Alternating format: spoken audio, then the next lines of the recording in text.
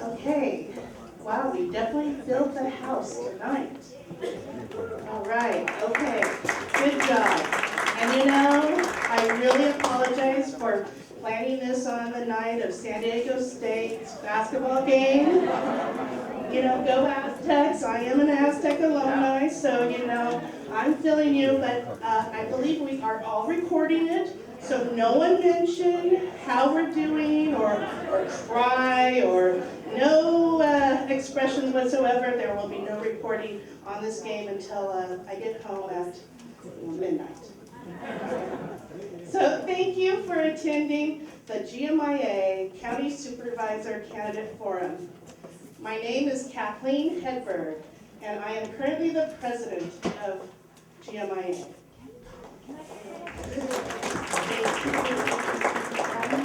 GMIA represents 7,000 single-family residents with a population of around 20,000. We are an organization that works to preserve and enhance the quality and character of our community. The role of county supervisor is critical to our unincorporated region. The unincorporated area does not have a city council and is governed by decisions made by the Board of Supervisors.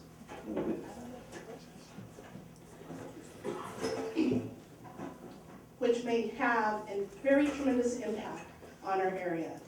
In fact, just this morning, I was at the County Board of Supervisors meeting today regarding a proposed project amendment. As you know, I am also an elected official, and I know firsthand the importance of getting the right person in office for the job. So let's talk about, what does a county supervisor do? They are a member of a local government board that helps to provide local policies, ordinances on property issues, zoning, noise, pollution, county parks, budgeting, sheriff, and 48 more departments. They do a lot of work, and they work on these issues by voting in public meetings. County supervisors meet with members of the public to get an idea of what their concerns are.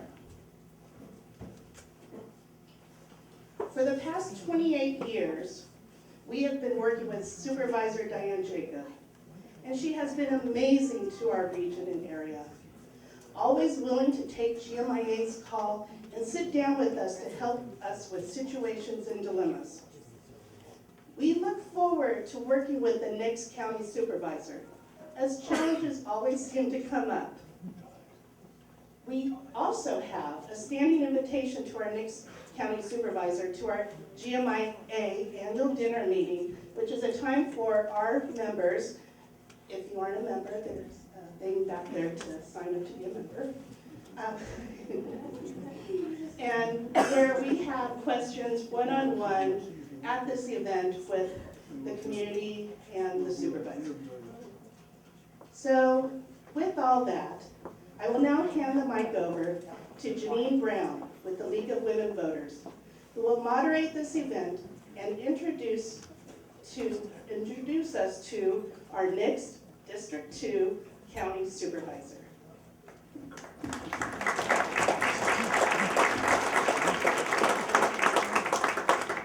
Thank you. Thank you so much. Before we get started, have you all muted your phones? All right. So I'm Jeannie Brown, and welcome. This is a wonderful turnout. It's good to see involved citizens. That's what the League is all about, is not just registering voters, but getting voters to be engaged and understand that democracy only works if we participate. So I'll be the moderator this evening. The League of Women Voters, by the way, was founded in 1920. We're having our 100th anniversary this year.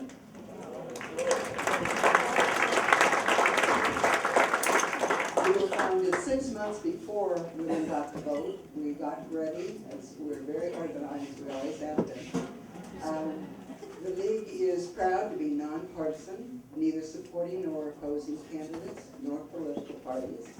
But always working on vital issues of concern to members of the public. By the way, it's open to men also, so we have membership forms back there as well. The League hosted many of the presidential debates until 1985. Currently in San Diego, we moderate candidate forums such as the one tonight. And we also do events on presentations on the pros and cons of ballot issues. You might see one in your area soon. So thank you all for coming and being an informed voter. This is the forum for the office of the Board of Supervisors, District 2. We're using the League of Women Voters format. Please hold all applause until the forum is finished to ensure the candidates have equal time and to keep things moving.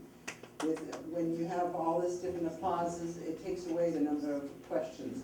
And by the way, we have a lot of questions. People sent in via email many questions. I think we have over 50 just to start off the evening. So, and they are on issues as, let's see, we've got the environment, transportation, homelessness, what else is my list? Housing, criminal justice, emergencies, where the money comes from, mental health, and so on. So we'll be, even without questions from the audience, we'll be going through quite a few topics. So with that said, we have two screeners, Josie from the League and someone from GMI. Nancy? Nan. Ann. And the purpose for the screeners is to look for duplication, so we don't keep asking the same question over and over, or if there's any questions that are inappropriate. And sometimes those questions might have to do with, like, if you ask a question about whether they support the war in Iraq or something like that, that has nothing to do with the Board of Supervisors, okay? But climate change would have to do with all of the things, so from national on to as local as you can get, so make the questions appropriate. And let's see, we will adjourn by 8 o'clock or when we run out of questions, which is unlikely. Any demonstrations of support or opposition of the candidates or their positions will be out of order. Unheeded warnings may result in the cancellation of the forum. So we're serious on that. So with that, let's get started. And they drew numbers at the beginning. And we have Steve Vaus. And so Steve will start. We have a microphone for them. Before we start the clock, would anybody mind if we do the Pledge of Allegiance? Would that be all right?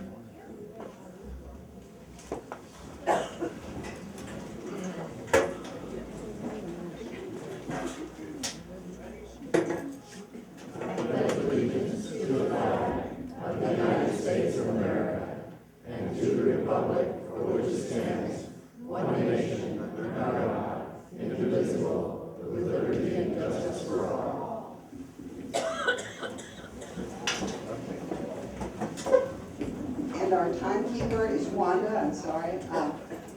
So the speakers, please be aware, she will give you the notice when your time is running out. Well, welcome. Thank you for being here. One more second, don't start it. If you have a question that hasn't been asked, raise your hand and our pages will run around and give you a question. All questions will be on 3x5 cards, no questions from the audience. 2 minutes for the beginning, for opening statements, 2 minutes for the end, 1 minute for answering questions. Now you may begin. Thank you. Well, I'm Mayor Steve Vaus. Thank you for being here, and yes, gold star for those that are San Diego State Aztec fans being here. I'm the mayor of Poway, and I consider myself blessed to be the mayor of Poway. We are consistently the safest city in the county, ranked #1 to raise a family. We take a very conservative fiscal approach to everything we do. We got the best roads that you're going to find anywhere in the county, and we pay down our pension liability. I think it's a great blueprint for the rest of District 2. I'm delighted to be endorsed by Supervisor Diane Jacob, endorsed by every law enforcement agency in the district, endorsed by 4 of the 5 supervisors, the majority of mayors in the county and in the district. I look forward to working with you. I've done a strange thing since I became mayor. I publicized my cell phone number. People can call me 24/7, and they do. That's going to continue when I'm a county supervisor. I look forward to working with you. Good evening. My name is Kenya Taylor, and I'm running for County Board of Supervisor out here in District 2. It's important to know that we have a very diverse area. We have urban, rural, and suburban communities, from La Mesa, Mount Helix, Rancho San Diego, where I live, up to Poway, Alpine, Lakeside, Santee, Ramona, Julian, Campo, Borrego, Potrero. I could go on and on. However, I have experience working in each community. I have experience as a licensed marriage and family therapist. Behavioral health, or health and human services, is the bulk of the county's budget, and one of the primary reasons why I'm running for this position. I graduated as an honor student from Valhalla High School. I have 2 degrees from SDSU, so the Aztecs definitely have a special place in my heart. Having in-depth training, and the first student from San Diego State to receive specialty training at UCSD's outpatient psychiatric services. This is relevant because the county has over $2 billion that we're using in behavioral health services. Also having a background addressing the fires in Ramona, I was hired in our rural communities to make sure that families continue to improve the quality of their life.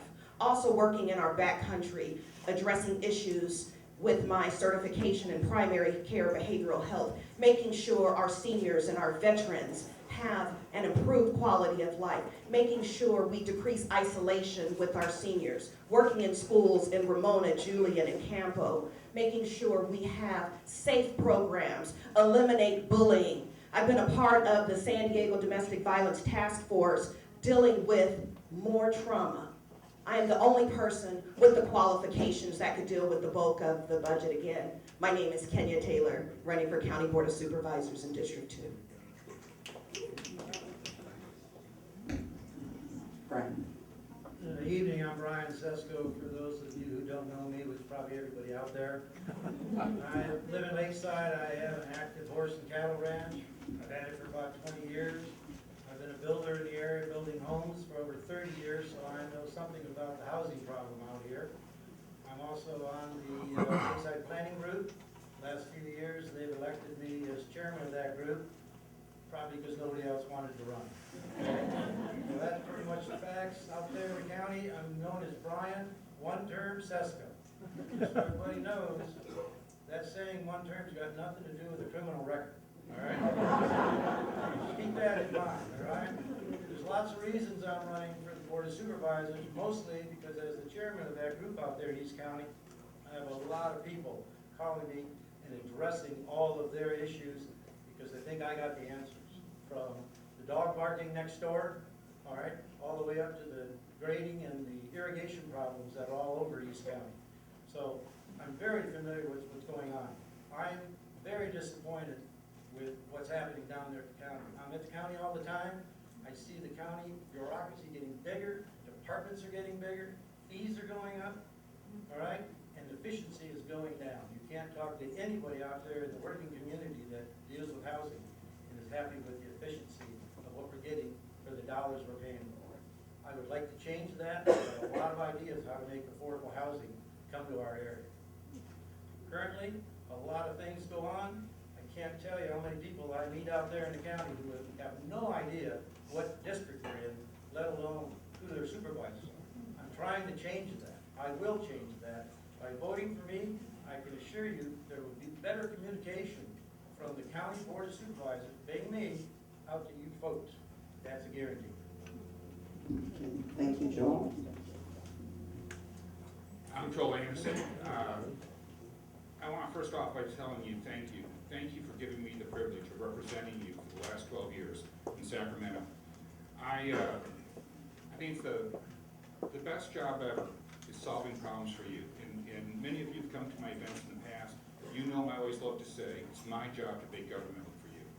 When I returned from Sacramento, I was disappointed with the county and what it's done. Our roads, our infrastructure, the homelessness issue, All these problems have grown and grown. Yet 51 years ago, we sent a man to the moon with a slide ruler. Today, we have high-speed computers, and we can't find any political courage to get the things done correctly. I'm tired of having taxes put on me and have my road money shifted to trolleys that don't help me, don't help my neighbors, don't help my community, and put seniors at risk. I'm tired of excuses. I want to get things done. Now, some people like me, some people hate me. It's because I always move the ball. I did 453 bills with Democrats, and yet I have the most conservative Republican vote. You know what? It's about making our communities better, and that's why I'm here. I want to lift the community and make it better, and I want to earn your vote tonight. And by the way, thank you so much for showing up. All of us have gone to many events where there's 3 people in the audience today. I hope we're worthy of you, because you all showed up in spades, so that's terrific. Thank you. Thank you. I will go to our first question from the audience, and these questions, as I said, came prior to the event, the first ones, and we are going to rotate the measure. So, Kenya, you will get to choose to answer this first. This has to do with the county general plan. With the housing crisis and push towards higher density housing, how will you protect the unique semi-rural zoning of our community? Thank you for that question. As someone who's lived in our unincorporated area since the 80s, it's important for us to preserve our area. I don't believe in sprawl. Knowing that we have fires that could potentially kill us, we cannot continue to build out in our rural community. When you read the general plan, there's a lot of talk specifically about our unincorporated areas. Because of a recent state law, there are opportunities for accessory dwelling units. It's okay for us to build 600 square foot or 1,200 square foot units on our property. Some may use that for renting. Also, I believe in infill. We need to make sure we're doing that. We need to make sure we're building by locations that are by transit and jobs. I left Poway yesterday driving down to 67. I mentioned I worked in Ramona and the backcountry. At times it takes an hour to get out of the community. My time's up, but I'll talk a lot more about transportation because we deserve to be safe. Okay, thank you. So Brian, you're next. Yeah, it's real simple. Part of the problem that we're getting is there's a lot of mandates coming down out of Sacramento that make no sense for those of us that live in the backcountry. Even make less sense for those of you living in cities like this, because if the county and the state have their way, they're going to redo density and increase density in every neighborhood, not just out in East County. It'll be coming to a town right next to you. So you got to push back. Supervisors have to get together. They got to start pushing back against all this stuff coming down out of San Diego. Out of Sacramento. Well, there's a lot of it coming out of San Diego too. Right? Trust me, the Board of Supervisors now comes out to our meetings and tries to implement things that the rest of the public has no idea what's going on. That's got to stop. There's got to be better communication on what they're trying to bring to your neighborhood, except for the fact they all do their meetings down at 9 o'clock in the morning downtown, where none of us have time to go do. Could you repeat the question? Sure.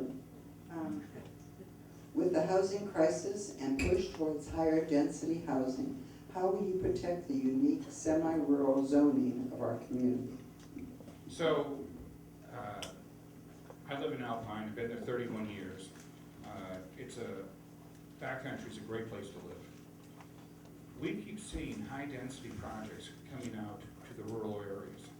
Low-income, high-density, it makes 0 sense. You're setting people up for failure. If you're low income, you may not have a car. And if you live in a rural area, you're an hour from any job. I co-authored a bill with a Democrat that said if you had an infill project a half a mile from a trolley stop, you would be streamlined. And if it was 150 units, it would be 60 days to get approval. If it was over 150 units, you would be 90 days for approval. These are people without cars, and it makes sense to put that density near public transportation. This isn't high math. This all has to do with being able to stand up with clear vision and move us forward. We all deserve to have a high quality of life, and I'm gonna fight for that. Okay, thank you, Steve. Steve. You wanted to go again, Brian? We've walked the tightrope in Poway. In the last year or so, we've approved 200 units in the heart of our town on Poway Road, an area that needed to be reimagined, revitalized.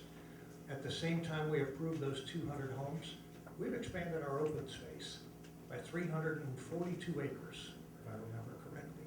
Poway has a higher percentage of open space or higher amount of open space as a percentage of its land mass than any other city in the county. We always have to look for that balance. I'm always going to protect the open space and find the places close in where we can build to revitalize areas that are desperately in need of that. All right, thank you. So now we'll go on to our next question. So the second question is on homelessness, and we will start with Brian. I'm going to mix it up so no one, you don't always come after the same person. All right, Brian, what is the county's role in addressing homelessness? Could you give concrete steps and how much money would it take? Well, very simply, we just got to quit talking about it. The homeless problem didn't come overnight. It's been going on for 10, 15 years. These 10 cities that come up in your communities didn't come overnight. One of the things we can just do real quickly, give the sheriff the tools that he can start arresting these people, getting them into housing, okay, to get them off our streets, to get them out of our parks. Arresting is a hard word, but they need to be moved out of our parks, off our streets, taken to public housing, which can be done very easily. Our military can set up a whole city within a week. There's housing, there's cots, there's storage, everything they need, and we can provide them medical services right there. They don't belong living in our parks, and they sure don't need to be walking up next to anybody. I got a granddaughter out there. I don't want homeless people with all the, whatever disease they might be having or issues they're having threatening my granddaughter's life. It can be fixed. It's got to be done quick. All right, Kenyon, you're next. Kenyon. Again, I have a background as a licensed marriage and family therapist. Everyone who's homeless does not have mental health issues. Some could have an unexpected diagnosis of a disease or the loss of a loved one. How many older adults do we know, and we know that they lost a spouse and then they're on the verge of being homeless? The county just approved an opportunity to have vouchers for some of the old hotels or motels. Right now, the budget for behavioral health services, I believe it's $787 million. Behavioral health services is over $2 billion. Housing in jail should not be tolerated. I disagree with that. People deserve dignity and respect. One of the first things we're talking about with our campaign is economic solutions and prevention and early intervention. We need quality jobs. Let's bring green jobs to District 2 so people can afford, whether it's a tiny home or a large home. Thank you. All right, Steve is next. You have a right to have clean and safe streets.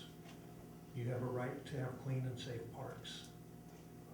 At the same time, we have a moral obligation to help those that are struggling. Homelessness and mental health are inextricably linked. This one's personal to me. When I was a teenager, my sister was diagnosed with severe schizophrenia. There was no safety net there for her.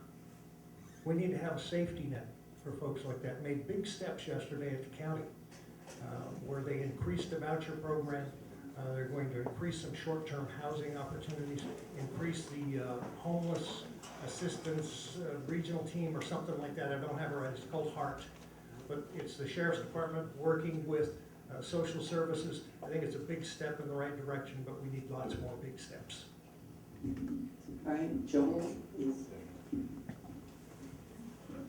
The homeless issue is more than a 2-minute answer.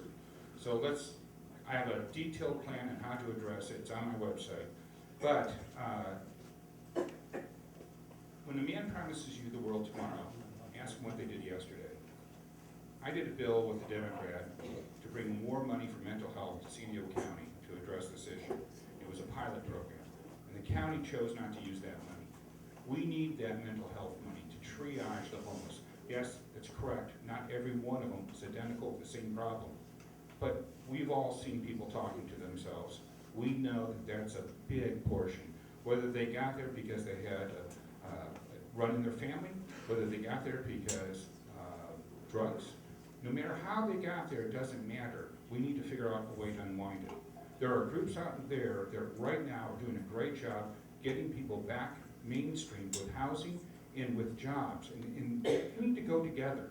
I will just finish by saying it's really important that we don't just house these people, warehouse them, that we address their issues. Okay, thank you. And Joel, you're going to go first on this one.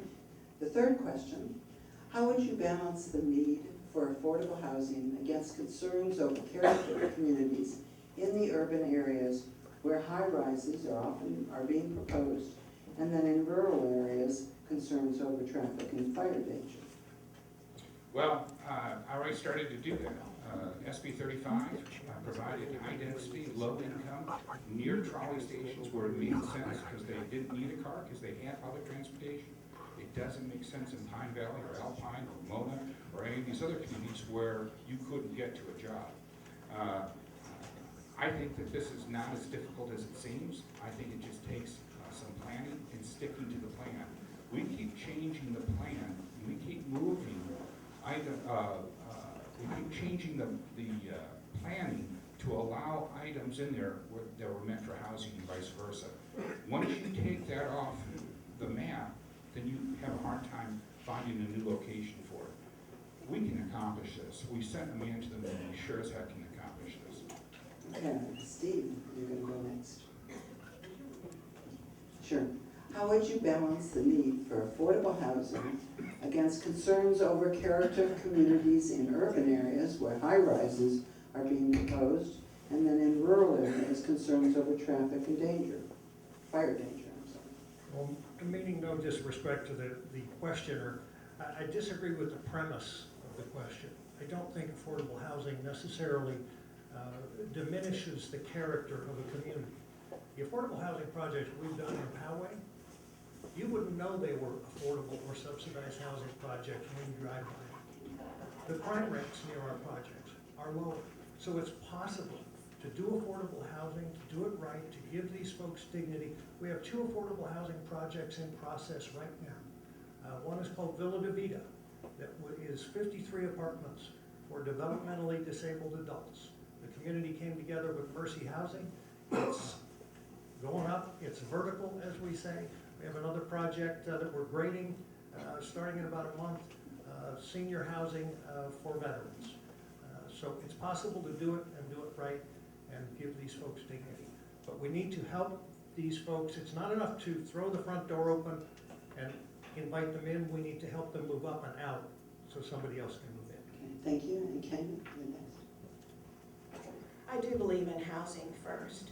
It's important for us to have resources, but it's also important for us to remember that everyone doesn't make less than $30,000 a year, or less than $10,000 a year.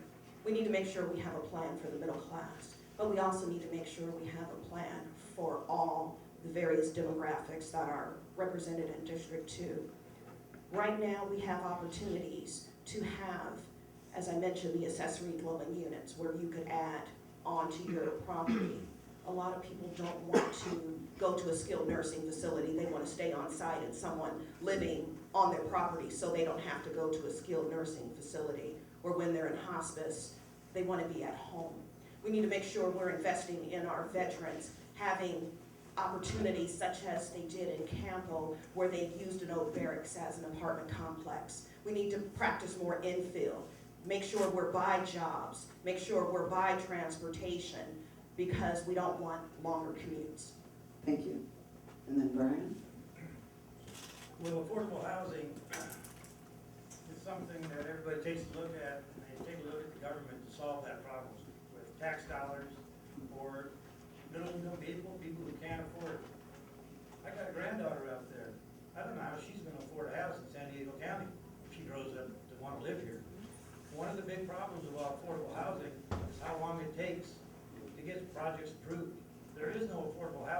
projects take 3 and 5 years to get approved. The land cost gets buried into everything. Yes, we gotta help people. I can believe that. There are social programs to help those folks. But I don't think every taxpayer wants to be paying every nickel, extra dollars to accommodate all the wishes and pleasures of people that need affordable housing. It's too big a group, and we're too few people to take care of it totally, all right? I will try and make sure that affordable housing gets done by helping lower the cost to get the housing to those people. All right, and with the next question, we're gonna start with Steve. I'm keeping you on your toes. To date, what has been the defining moment of your political or employment career? 277 days ago, we had an attack at the Vaus Highway. As a mayor, you never expect something like that to cross your threshold. But it spoke to the character of Poway. You know, Poway steps up when we have a wildfire coming over the hill. Our folks are out there with pickup trucks and garden hoses fighting that fire. And after the shooting at the Chabad, the community came together. We had some dark days, but we put our arms around one another and we walked through those dark times. I stepped in front of the media from around the world that day and said, this is not Poway. And we proved over the next days and months that the real Poway is a community that comes together, takes care of one another, and loves up on each other. All right, Joel, you'll go next. I think that trauma in your community really brings out the best and the worst in people. And in 2007, in the Witch Creek fire, we were devastated in East County. And at one point, we didn't have, the county didn't provide in all their emergency service diesel. So while they had cell towers and phones available, there was no diesel to create the electricity there. I reached out to a local firm that had transports diesel, and they took a truck in the midst of the fires. And that person, that driver, had a lot of courage because the flames were way over the truck. And because I was a legislator, I was able to fast track them through and get a permit for them to go in behind the lines, the fire lines, and deliver that diesel so that people would have communication. We also delivered food, delivered clothes, we helped people that lost their homes, find houses. Because I don't know if you remember, but the Red Cross was playing games at that time, and their leadership changed as a result of it. But I was happy to be part of the answer.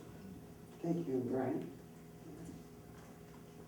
Well, I guess my professional deal would be very simple. I've run my own business. I've always been self-employed. I know what it means to sign the front of checks.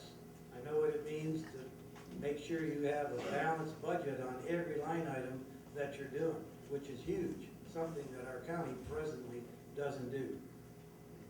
Probably the scariest thing I ever had, I lived through the 03 fires. The fires went right over my ranch. What would have been very helpful is if all of the groups, the sheriff department, the fire department, in the back country, would have been all on the same page. I can't tell you, I went out and rescued horses up there, went up to Ramona. I had a sticker from the county to go do it. I couldn't get past half the checkpoints because nobody knew who was there. Things have to change. The communication between the county and us folks that are paying taxes, it's got to get better. I will make sure that it will get better. Thank you. Kenny?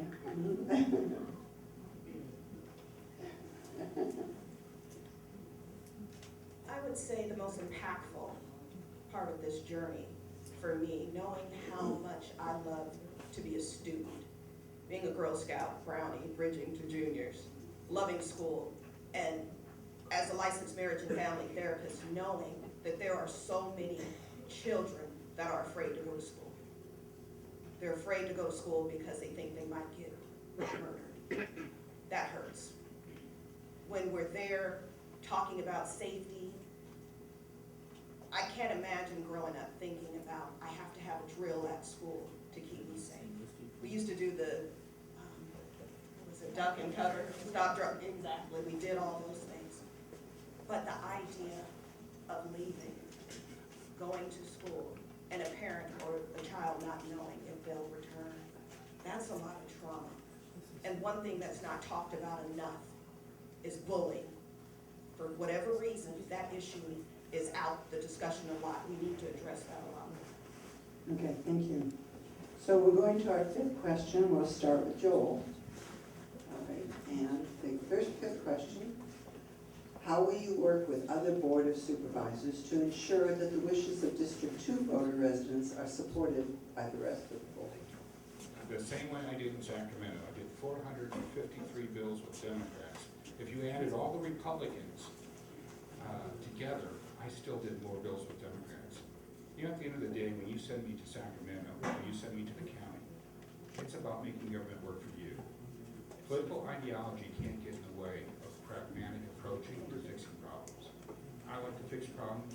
I like to address them head on, and I'll do that at the county. Thank you. And we'll go to Brian. This time we're going to go 1, 2, 3, 4. So. Well, all my life, I pride myself in getting along with just about everybody. All right, I get along with cowboys, and I get along with the Indians out of Corona. Okay, with this hat on. So that's proof I get along with just about anybody. The county board of supervisors, one thing, if they're going to get along with me, they got to put their special interest groups aside, and they got to start talking from their hearts for the people and the taxpayers, because the special interest groups that are controlling a lot of what goes on down in the county is really ruining a lot of activities coming out of the county, including the enormous pension deficit that they left us with, over $3 billion that you folks are all going to get hung with. They don't talk about that. I'll talk about it. I'll make sure that the Board of Supervisors deals with us as people, not for their special interest groups. I'm not a professional politician. I don't want to be one. That's why Brian, one-term Sesko, is going to go a long way, hopefully, in the next one. Thank you. Kenny? I'm running to be the people's supervisor. Yes, I believe in building relationships, but also sustaining them. However, on this campaign journey, what I've done consistently is make sure any audience I talk to, I let them know that it's important to make sure we're addressing the needs east of the 125. I don't tolerate mediocrity. Although I want to be friends with people, if they're not in our best interests, we need to do what we need to do to make sure we're all safe. I have support of our state controller, Betty Yee, in addition to a number of electeds in San Diego County, Pro Tem Tony Atkins, a number of our mayoral candidates. In addition, we need support of our supervisors. But if we don't have it, it's important for us to make sure that we have County Board of Supervisor meetings at times, not at 9 in the morning, but in the evenings or on the weekends, so your voice could be heard. No one will be left out under Kenya Taylor for your next supervisor. Thank you. Steve? I found the key to working with other folks is to first listen. Listen to what they have to say before you start telling them what you think. If you listen, you can learn. And if you listen and learn, then you can lead. And it's remarkable what you can get done. I think it was Ronald Reagan that said, it's amazing what you can get done if you don't care who gets the credit. I don't care much about the credit. I want to get things done. I want to take care of folks. Part of that listening is, as I talked about, I put my cell phone number out there. People call me, and I'll answer the phone, and there will be a long pause on the other end. And they'll say, well, I didn't think I'd really reach you. And I said, well, you did. How can I help you? I think it all starts there. All right, thank you. We're ready for our sixth question. And we're going to start with Kenya for the sixth one. And I'm combining a couple questions. I'm categorizing these, the sin questions, about cannabis. How do you stand on licenses for cannabis? There was a question about the opioid epidemic in the county and also on the vaping. So if you want to, how would you address those problems we have? I have a background working with people addicted to drugs. I have a certification in that. in addition to primary care, behavioral health, and mental health, and geriatric mental health. So I've worked with a number of populations. It's important to have more regulations on cannabis. I know there's discussion about hemp. However, I've seen a lot of people who have used cannabis for medicinal purposes, and it's helping them manage their symptoms. I've also seen a lot of people using cannabis and they're more anxious than ever. So we need more regulations. For opioid, I'll continue doing what I'm doing. There's MAT programs, medically assisted treatment programs. We need more opportunities and to have those accessible. We need more opportunities to address our business owners. I know there has been discussion of stopping vaping.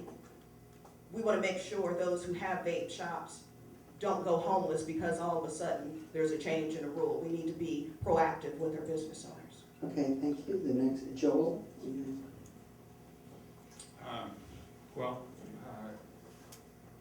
Marijuana is still a Schedule I drug. And as we move forward, when I was in the legislature, I didn't vote to advance it because I didn't want to put somebody in the position thinking that the state says it's safe and it's not a problem, and then have the DA prosecute them and put them in jail.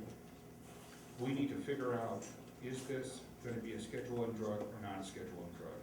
And that will help determine where we need to go. It's here in California, overwhelmingly, it's supported as a recreational drug. But there's still all sorts of problems, like I said.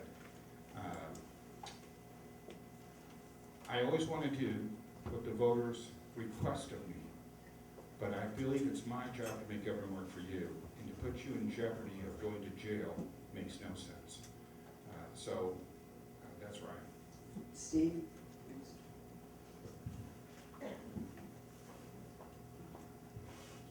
The federal government says that cannabis is still illegal. I'd like to see us get to a day where if doctors believe it's needed for medicinal purposes, it would be available in drugstores.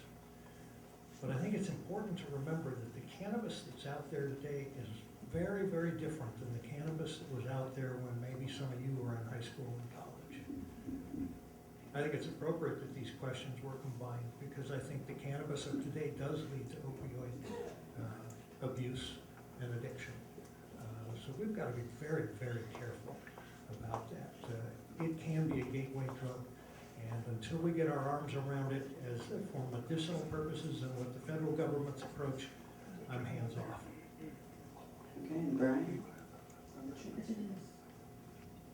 Well, it truly is a confusing issue. One more thing coming down from the higher ups tell us that we can use it recreationally, which I don't, but they say we can. Back years ago, the tobacco industry told us that it was okay to smoke. Well, we know how that all worked out for them, all right? I don't believe that letting everybody and all of our kids see billboards plastered all over our cities and up and down our highways is a good idea. It's too close to the schools. All of that influence, the kids this age see it. The vaping that's going on in the junior high school and high school, somebody's got to put a stop to it. Somebody's got to try and get their arms around the fact that it most likely is hurting them in one way or another. The smoking industry won't do it. They're behind almost all of the vaping products that are out there. If you believed what they told you about smoking, continue to believe what they're going to tell you about vaping and the cannabis use. I know some personal friends medically benefit from medical marijuana. Okay, thank you, Mr. Keep it, because you're going to go first on question 7. Ambulance response times in much of East County are far slower than national standards. Will you pledge to ask for a review of ambulance response times, support mandating a shorter average response time countywide, and prioritize funding for more ambulances to save lives? And Brian, you can start. Yeah, without a doubt, especially those of us that live out in the backcountry, when you get hurt, one of the first things that you have to look to, and hopefully, is a helicopter coming over your head. I have a good friend here that's a mechanic for those services, okay? That's getting pretty good coverage for the backcountry now. But the local ambulances, yes, we need more of them. They need to be put in areas closer to the backcountry. There's plenty of ambulances running up and down on our city streets here all over the Mesa, okay, all over El Cajon. It's, as you get out east, so yes, we need more money for it. Where do we get that money from? Real quickly, start chopping the budget down there at all these buildings they got down there at the county that are really overfunded with limited efficiency. It needs to change. There's lots of money in the county. Us taxpayers pay a lot of money. There's plenty of money for ambulances. There's plenty of money for services all over the county. Steve, you go next. Well, the simple answer is yes. Public safety should always be our top priority. It always has been in Poway. We need to make sure that when folks have a need, there's an ambulance that can get to them in the appropriate amount of time to get them the care that they need. If we have to find more dollars to spend more on ambulances or be more demanding of the provider, then let's do it. But absolutely, we need to make sure folks have the opportunity to get the medical help they need as quickly as possible. And Joel, you'll go next. I think the problem goes deeper than ambulances. If we continue to have our tax dollars stolen from our roads to move towards trolleys in downtown. By the way, anybody in the audience take the trolley to their medical appointment? To their emergency room? Good. You didn't do it from Alpine. So, when we're looking at this, we can get more ambulances, but if we don't maintain our roads, if we don't preserve our roads, we're wasting our time. They go hand in hand. Every time that we take a lane out of service, we put a senior's life at risk. You know, downtown San Diego with all the new bike lanes and how they move the cars, when you talk to firemen, they can't get their ladders up as high on the buildings. So if you have an emergency and they have to go to your building, they're not gonna be able to save you. I'm for bike lanes, but they should be in addition to what we have. They shouldn't be in lieu of our current lanes. When you do that, you're restricting access to healthcare, and that's wrong. Okay, Kenya, you're next. Vaus. To answer your question, yes, we should invest more. I have a certification in primary care behavioral health. In 2010, I was hired for the second time in Ramona, working in North County Health Services in our rural communities, working in primary care with something called integrated behavioral health, working directly with our physicians. In addition to Ramona, we had clinics in Palma, Campo, and Julian. It's important to have access for our patients. It's also important to have access for our seniors, or there's a veteran in particular that I know that was exposed to Agent Orange and he has to go to the VA from Ramona. It's a far distance. People shouldn't have to just go to the hospital by ambulance. We should have opportunities where we're invested in apprenticeship programs so when people are interested in going into EMT or other helping professions, we have resources that are there to protect the backcountry and use prevention and early intervention. Okay, Steve, you're gonna go first on question 8. And question 8, short-term rental party houses have become a significant problem in the Mount Helix region. Airbnb frequently lists such houses as party houses. Can candidates offer solutions to the problem of Airbnb and VRBO? Yeah, you know, the short-term rentals are a serious problem. You know, you live in a residential zone to live in a residential zone. You don't want a commercial operation going on next to you. You wouldn't want a restaurant next to you running in the house. You don't want a hotel running in the house. I think one of the opportunities might be to explore some kind of licensing so that there really would be some rules and some teeth in the rules so that if you want to preserve the private property rights of the property owner, then you have to have some hard rules for them to follow. You know, no parties late at night, all that stuff. But I think it's one of those things where you need to get all the parties together, get Airbnb in the room, get VRBO in the room, and figure out if there's a way to make it work with some licensing. I think there's an opportunity there. Okay, Kenya, this is gonna be easier. Go like that. This is a tough discussion in District 2 because there are a number of people that want Airbnbs, but there are some that don't want it at all. There are a number of community members that have 10 acres, 8 acres. They're out by themselves. They don't have neighbors close by. They're interested in having this opportunity. However, there are some that don't. I think the bottom line is we need more regulations. We need to make sure our communities aren't disrupted. We need to make sure that we don't have illegal opportunities happening in our neighborhoods. And so this discussion will continue to come up, but definitely when we have some of our community members that live on 5 acres or 10 acres, sometimes there are opportunities for more economic opportunities. Thank you. And Ryan? Well, I've sold properties all over, down in the Bay Area and stuff. There's a lot of communities that accept that type of use, but they're zoned for it. Regulations will help solve this problem. If you're living out in a nice neighborhood, like right around here, and your neighbor decides to throw a crazy party every weekend for all of his buddies and all the Aztec people get over there, that might be an exception for that party, okay? We can do it with rules, regulations. There are plenty of them on the books already, they just need to be followed. There's enough zoning criteria already in place to deal with these issues that are operating the, whatever you want to call it, party house outside of the current zoning. Thank you. And Joe? You all have rights, and you have as many rights as you want until they encroach on my rights, and mine can't encroach on yours. Communities up and down the state have tried different rules and regulations. It wouldn't take long to look at what's working and what isn't. But I do believe in property rights, and I think that if you want to do it, there should be a path as long as it doesn't encroach on your neighbors. And I think that partying until 3 in the morning, whether that's DSU 1 or not, you know, this year is so unique with SDNU. In the past, we only had to have 1 or 2 of those parties. Now we have to have a whole bunch of them. But the bottom line is, others have done it. We can learn from them. We don't have to reinvent the wheel. All right, so for the 9th question, we're gonna start with Kenya.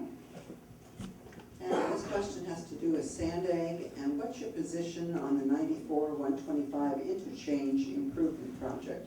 How do we expedite the funding approval? I'm happy you asked that question. When I would leave Ramona coming down the 67, sometimes going around the 125 to jump on the 94, it was a nightmare because traffic would come to a complete stop. There were accidents, cars were jerking to the side, accidents all the time. It's important for this discussion regarding transportation to include the East County now, not later, but now. We deserve to be safe on our roads, period. It's important for us to invest now so we could have safe roads. We need to decrease the budget. I know we want bike lanes, I know we want to go green. It's also important for us to make sure we're budgeting appropriately to make sure that the East County is not forgotten. We can no longer tolerate anybody who forgets the East County going forward. Thank you. Brian? Just address which intersection you're talking about. The question is about the 94-125 interchange. I suppose you could expand it to other roads. Well, I guess I would just get back to communication. I can guarantee you, all the people I'm talking about out there in the community have no idea who Sandag is and what they do, let alone how much money the Sandag operation and all of the people at the top are getting paid. So one of the ways we could help fund some of these roads is do a little investigation as to how come so many people are getting so much money at the top of the food chain out there, including, my understanding, the guy that's running the whole thing was hired for over $400,000 for a year. Now, I don't know how true that is. I can't get my arms around that. But whoever's hiring these people for that kind of money, let's put that money back into the roads instead of into special people having special meetings. There's way too many of them making way too much money that are all eventually costing all of us to have problems on our roads about everywhere. The 125 and 94 needs to be fixed. Okay, Joel? I really liked your answer. So let's start with this answer. The only thing that I would add is, if those were bike lanes, they'd be ramrodded through tomorrow. But bike lanes wouldn't help us. And we passed a bond 10 years, a decade ago, to fix our roads. And now Sandy has stolen 120 million of it to put towards the trolley. I'm not against the trolley, but it can't come at the expense of our roads. And I believe that if I was in that leadership, I would have gone back to the voters to get your approval, because that is a bait and switch, to tell me I'm gonna get a road and then steal my money and use it elsewhere. And we can't continue to raise money for roads for environmental study with no money behind it to actually build the road. Because over that decade, that study expires and then we have to spend that money again. This is foolishness. We need to have a plan, we need to stick to it, and we need to be accountable to the voters. All right.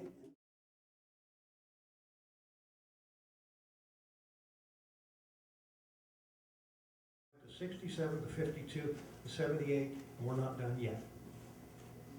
All right. Speeding right along, we're on question 10, and Brian, you'll start. Please disclose if you have taken money from developers, real estate interests, or big energy companies that are changing the character of our backcountry with massive developments and industrialization. If you have taken such donations, why should voters not be concerned with this? Well, that's real simple. I've not taken any donations. I'm funding whatever I'm funding on my own, because I don't want to be tied to any of the special interest groups, any of the people you just announced, like all the professional politicians are. That's why half of the problems we have down there at the county are because the special interests are controlling what goes on. So no, I'm not taking any money. I've been offered money. I have people that have sent me checks. They're remaining uncashed. I'm doing this on my own, trying to bring somebody, just a regular person, out to you folks, not beholden to anybody. I'm not a professional politician. I don't want to be one, and trust me, when you take money from somebody, they're going to ask for something along the way. They always do, and if you don't think they will, go back to believe in the smoking companies and the tobacco industry. All right? You take money, eventually you got to answer to somebody. All right, Kenya, you're next.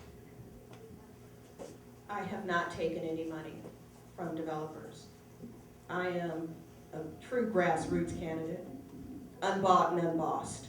I am here to work for you. Not sure who this goes to. Oh, I'm sorry. Question 10. Steve.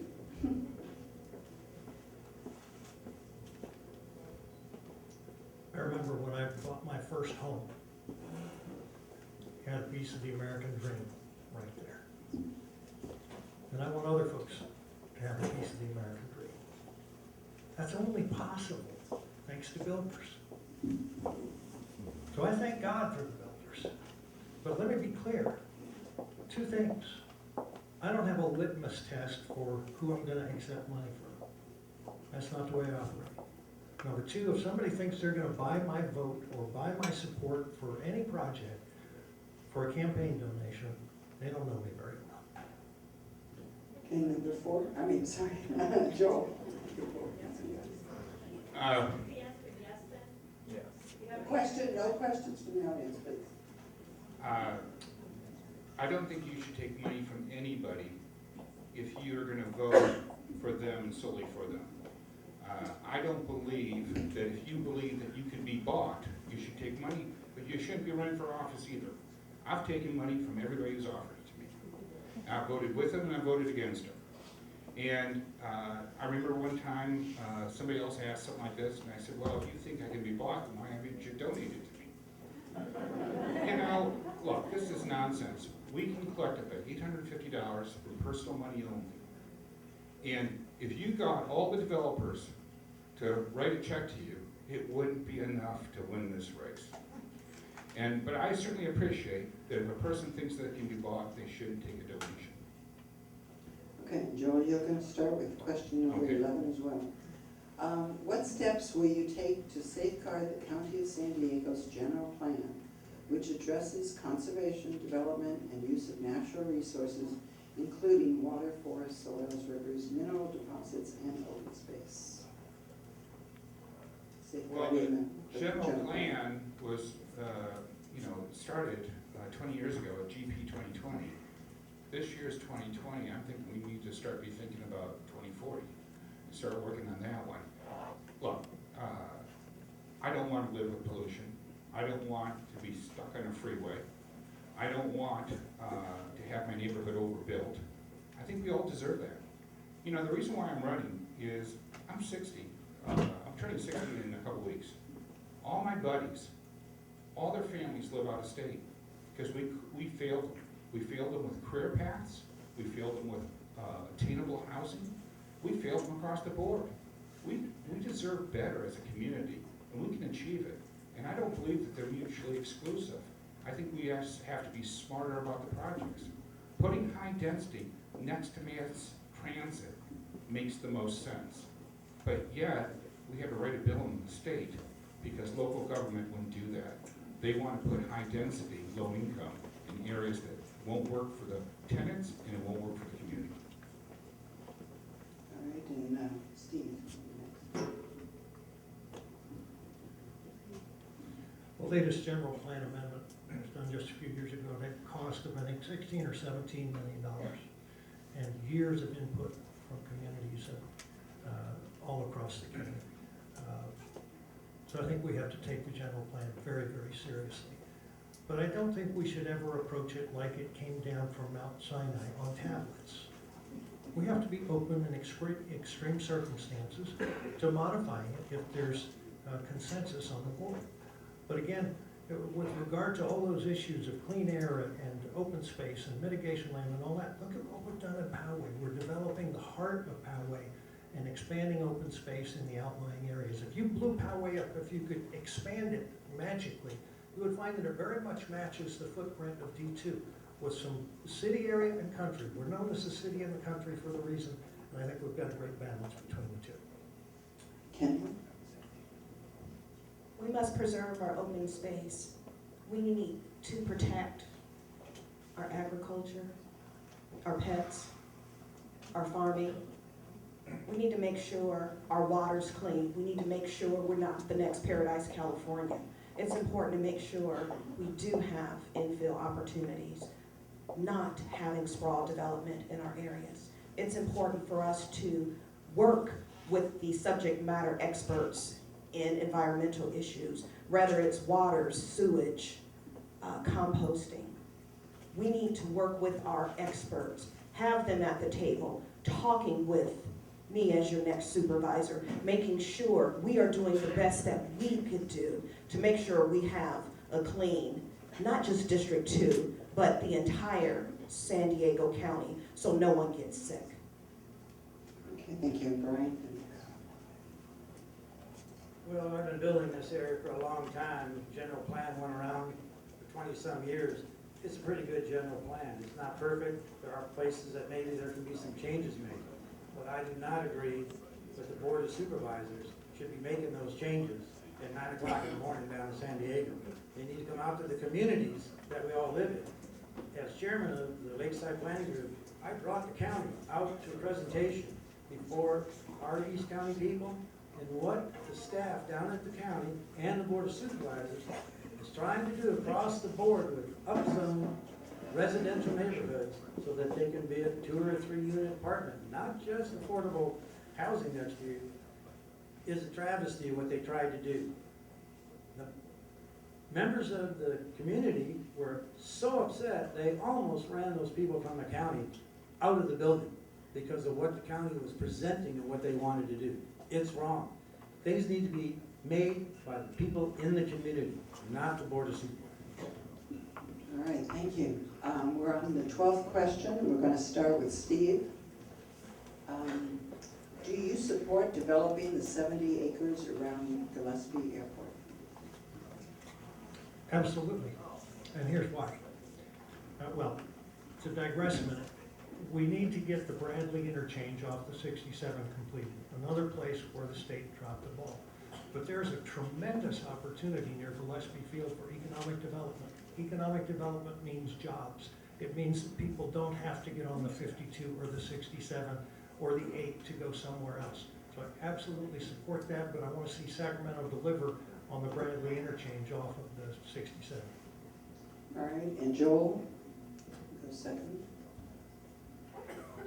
Well, 8 years ago, I got the money in Caltrans to fix the Bradley exit, and the county chose not to fix it. So it's not the state's problem, because they were there. It was the county who was absent at the table, who didn't take care of us. And I absolutely support the 70 acres being developed. That, right now, Gillespie Field provides $20 million in taxes that pay for our roads, that pay for our police, pay for our fire. They have 3,000 jobs there, and that's the most precious land we have in East County. Now, I had the good fortune as a legislator to talk to many of the CEOs in the UTC. You know where their employees work? Here, in our neighborhoods. And if we were able to create satellite offices of clean tech and biotech here in East County, people would be home in time to see their kids play soccer. We would take cars off the 52 since Sandgag can't build anything. We would take cars off the 8 and the 67, and we wouldn't have to keep paying for environmental studies and never actually build anything. I think that's the type of leadership that we truly need. Brian? Well, I agree. That area is ripe for development. It's both for industrial and commercial, under some controlled zoning regulations down there. But the first thing you gotta do is change the system. Because it's ready, ripe right now, but if you don't change the system down there at the county, my granddaughter is gonna have babies before anything gets built there, all right? Yeah, so folks, you gotta start paying attention to how dysfunctional the county planning system is down there for getting projects approved. It can happen, like Joe says, they'll have an environmental study, it'll expire. They'll have 3 more of them expire. And all the consultants and everybody else in the world will make a lot of money, and nothing will ever get done. Thank you. All right, Kenya?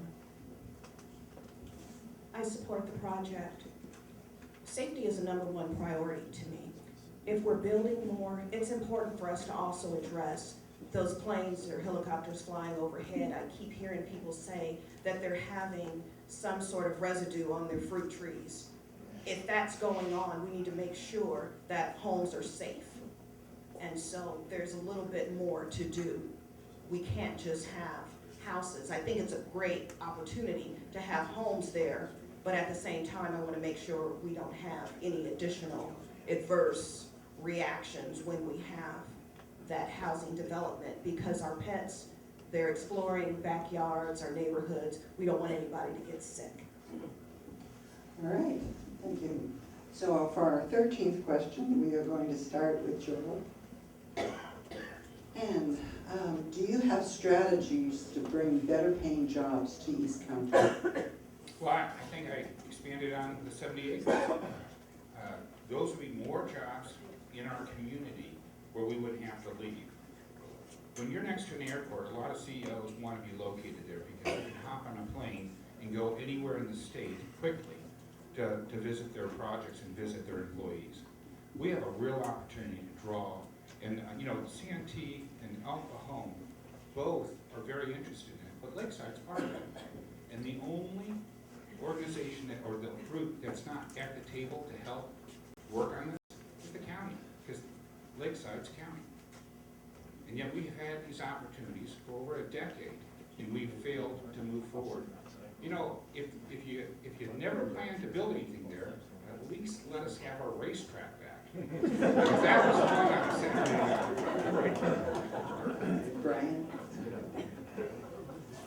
Well, one of the things that is across the board that we're having with employment in the building industry, as well as everybody that I know that has, a lot of my friends own small businesses. The biggest problem we have is the work ethic that's coming out of our schools, coming down from parents. Everybody I know is having a hard time finding somebody who wants to show up and actually work. So the first thing might be is trying to find some kind of educational program, something that'll change the whole attitude of the workforce itself. If we can get the types of buildings that are over there, maybe they can start employing some people at the lower level and training them up. I use Ghost Staff when I need somebody to come out and help, and that's right down there at entry-level people. I love those guys because they come out and they're willing to show up and work for minimum wage, but they're willing to show up and they got great attitudes. So there are opportunities, but we've got to start changing the whole attitude of the working people out there that's coming up and coming out of our schools. And Kenya, The program I was part of for nearly 7 years in our rural community dealt with prevention and early intervention, and it gave us flexibility to work in the schools with the youth. It's important to bring back apprenticeship programs or pre-apprenticeship programs in our schools so our youth are prepared for adulthood and quality careers. It's also time that we support our wounded combat veterans. We have too many veterans in San Diego County that we are not having career opportunities. I would love to see District 2 as a hub for our wounded combat veterans. Also, a priority for our campaign are economic solutions and opportunities. There's so many regulations, so many opportunities to limit new entrepreneurs. We need to make it easier for entrepreneurs. Also, it's time for us to support our women veterans. This is the year 2020 where women are still not paid the same as men. We should have more opportunities for our women veterans. Also, we must support our firefighters and first responders and increase wages. thank you, Steve. I agree, there's tremendous opportunity for economic development on those 70 acres. And as I mentioned before, with economic development comes jobs. You know, we have some vibrant businesses out in East County. You know, I think of Greg and Jan Deering Banjo, and I'm kind of fond of Taylor guitars. East County can be a tremendous incubator for new business. But another thing we can never lose sight of, I was talking to Darrell Priest, he's very involved in the East County last night, and he's been very successful. He wants to start a new trade high school so we can teach young kids some trades. There are tremendous opportunities there. Teach them to pick up a hammer or a plumber's wrench, and you will improve their lives and give them so much more opportunity. Not every kid is cut out for college, so let's make sure we're covering the full spectrum of the educational opportunities. Okay, question 14 is going to start with Kenya. And Health and Human Services accounts for the lion's share of the county budget. What changes, priorities, and improvements would you seek to make in the health and human services sector? Thank you for that question. As I mentioned, the bulk of my budget, I'm claiming this position already. The bulk of the county's budget deals with health and human services, over $2 billion. Number one, it's important for us to make sure we have career opportunities. As a licensed marriage and family therapist working in various capacities for almost 20 years, economic issues are a primary factor that impact mental health and wellness. It's time for us to recognize that we need to allocate funding differently in child welfare services. I became a therapist because I had a friend when I was 9 years old who was removed from her home. We need a pipeline, not to prison, but a pipeline to careers. When we have youth who are in foster care system, they age out, they need support so they don't go to jail. They need quality jobs. It's important for us to make sure that we have opportunities for our seniors, our veterans, and our vulnerable adults to help improve the quality of our lives. Okay, thank you, Joel.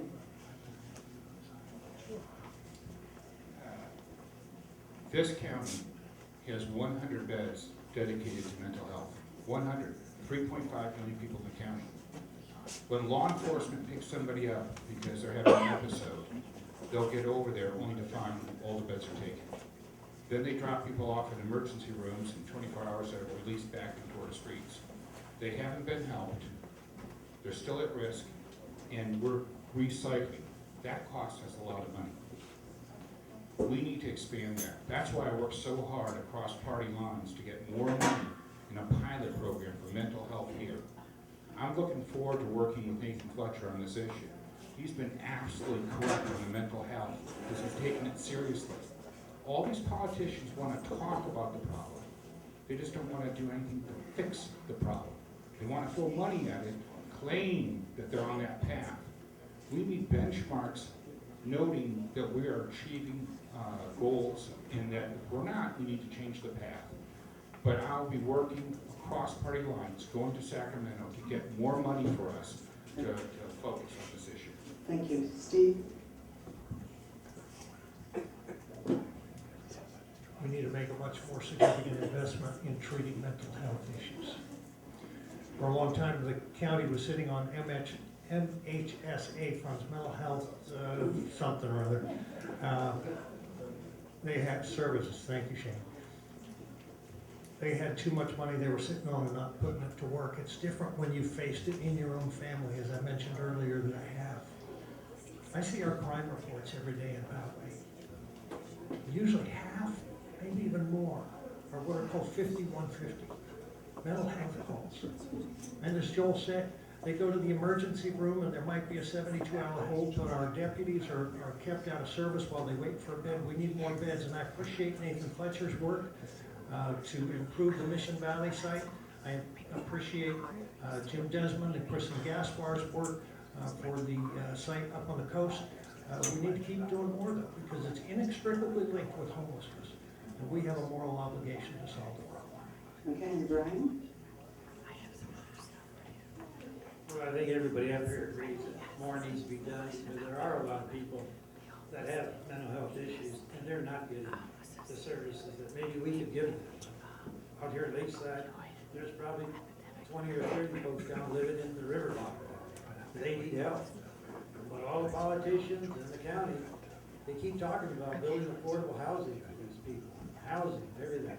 These people are not gonna live, I don't care if it's affordable or not, they're not gonna live in a house. They're not gonna go and stay in that house. What we need to do is provide more beds. I mentioned earlier, military type housing. If it's good enough for our boys and girls in the military, it should be good enough for a homeless person. If we can take them there, provide them a bed, get them medical care right there, so that it's not just rotated out. I don't ever wanna have the sheriff tell me, which they tell me, well, we don't even pick them up anymore because we have no place to take them. That's just wrong. There's no reason for it. We can find good housing for these folks. All right, Brian, you can keep it because you're going to be first. And this is the last question before the closing statements. Do you believe in an independent investigation is needed into the high number of deaths in county jails?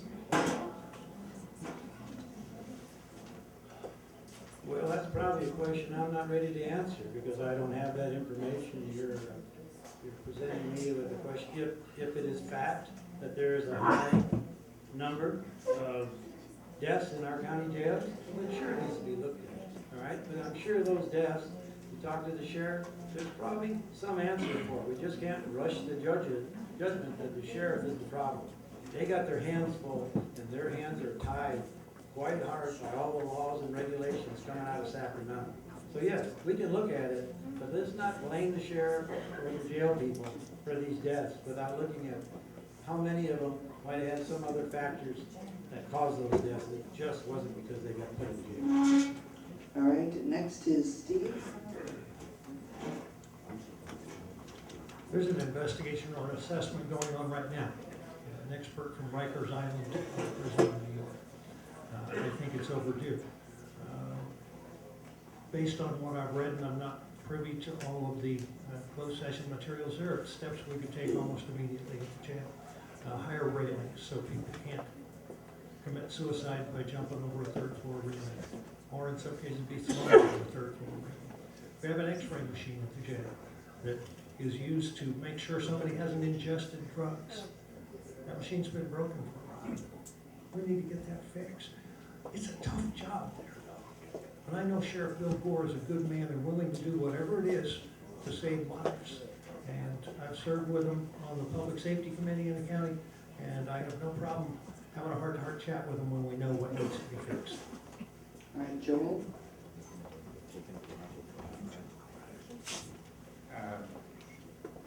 When you read this stuff, I was the vice chair of public safety for the state for 12 years in a row, both in the Assembly and the Senate.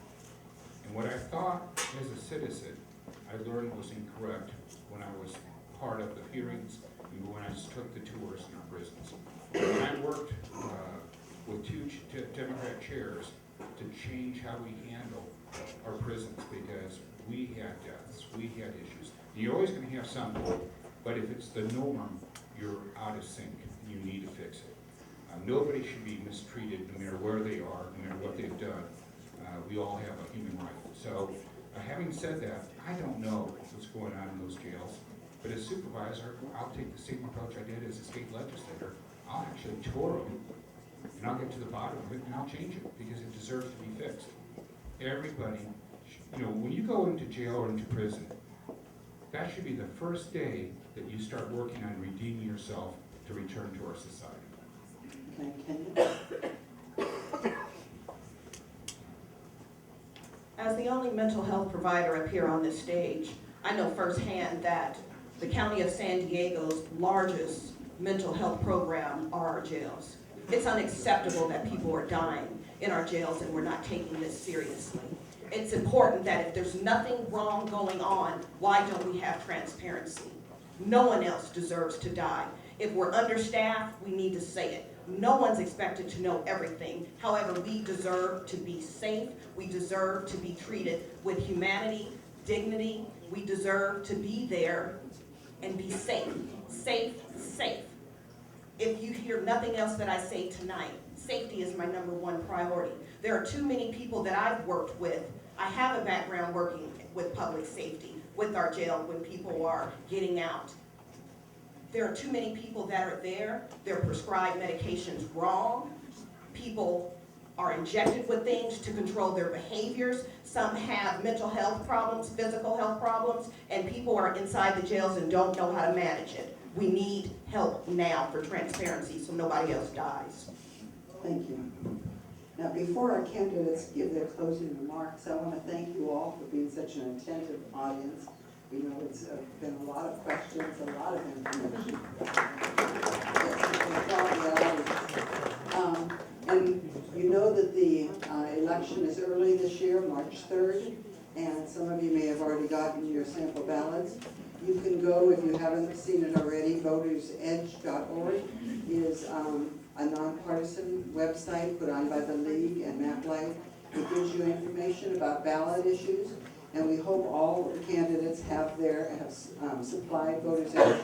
The League asks every candidate in every race in the county, back in the state, to give their information. All we ask them is don't badmouth your opponent, but you can put your information on there for free, so it's free advertising.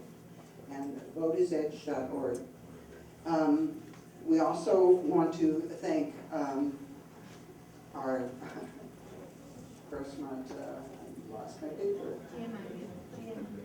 GMIA. Sorry.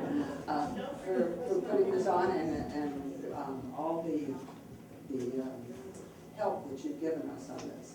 So now with the closing statements, we're going to go in reverse order from where we opened. And so Joel, you'll be first and then we'll go down the table. All right, thank you.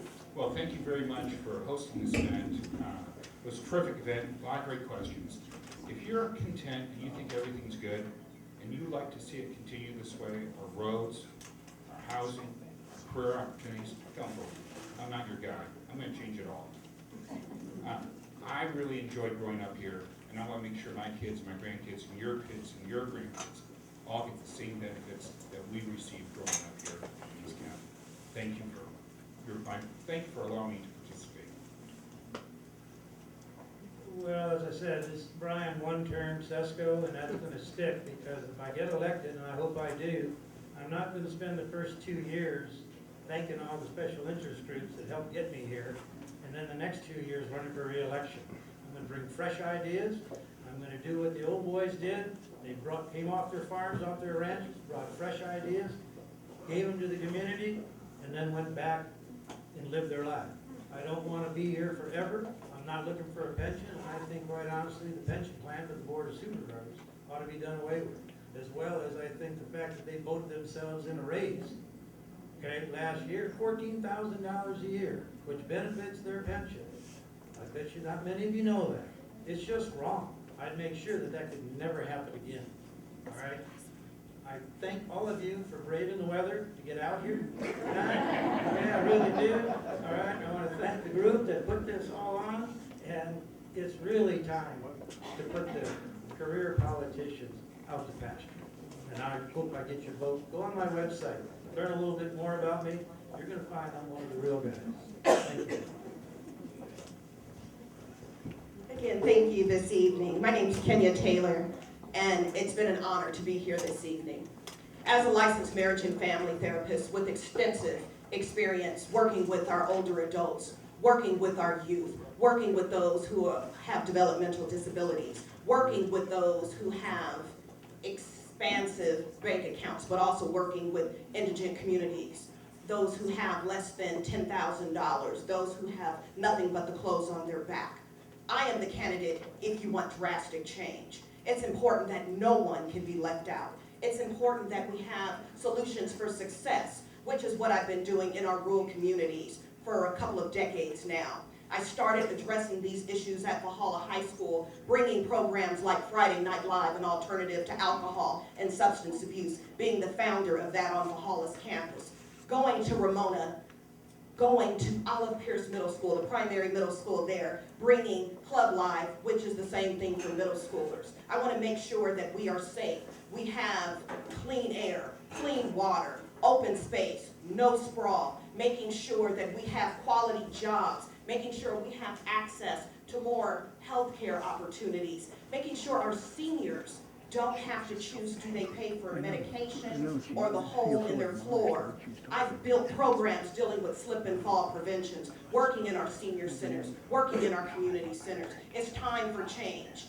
Please look at KenyaForSupervisor.com to learn more about me or talk to me or one of our committee members to discuss ways to strengthen not just District 2, but build on quality, not quantity, opportunities. I serve as the co-chair for the East County's Live Well program, also the co-chair in Southeast San Diego as a co-chair. I've built relationships, I sustain them, I'm about solutions for success, and my leadership had the County Program of the Year in 2015 addressing all these issues.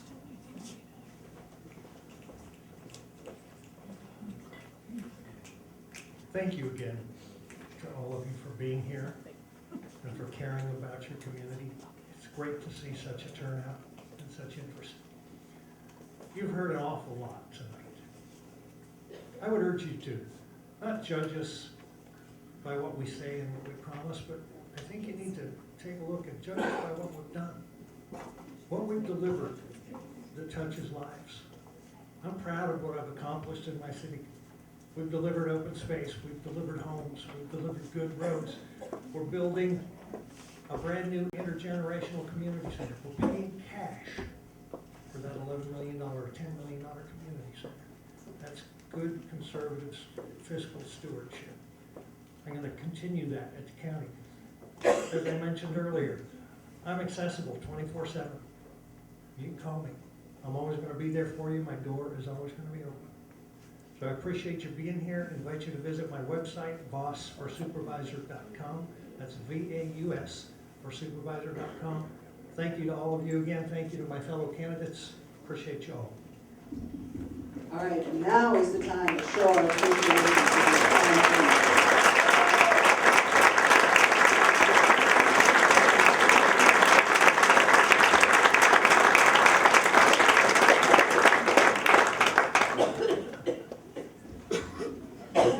Yes, absolutely. Thank you so much, supervisors. My goodness, you guys got tons of questions all answered, and one of these four you'll be voting for on the March 3rd election. You'll be getting your ballots February 3rd. You know, we're getting everything done earlier this year, so make sure you watch out for your mail coming up in less than 5 days. But, you know, I want to thank, you know, the League of Women Voters for moderating this event. I wanted to make sure it was done the right way, no input, all good. Jeannie, great. great job moderating. I want to thank everyone who submitted questions. The questions were fabulous. Some came in emails, some came in today. You guys did a great job on that. And now, before you leave,